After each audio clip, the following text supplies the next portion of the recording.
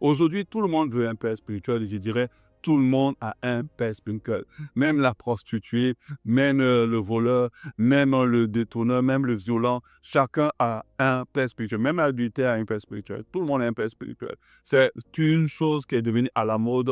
Personne, aucun chrétien ne veut rester sans une personne, soi-disant qui guide sa vie, soi-disant qui soit une autorité sur sa vie et qui l'appelle évidemment père spirituel. Et pour ceux qui sont dans le côté anglophone qu'ils appellent daddy. Est-ce quelque chose qui soit en phase avec la parole de Dieu? Est-ce que c'est une bonne chose? Les gens aujourd'hui courent derrière les faits spirituels parce qu'ils se disent que dans le fait spirituel, il y a la bénédiction. Dans le fait spirituel, il y a la couverture spirituelle, la protection spirituelle, il y a la délivrance.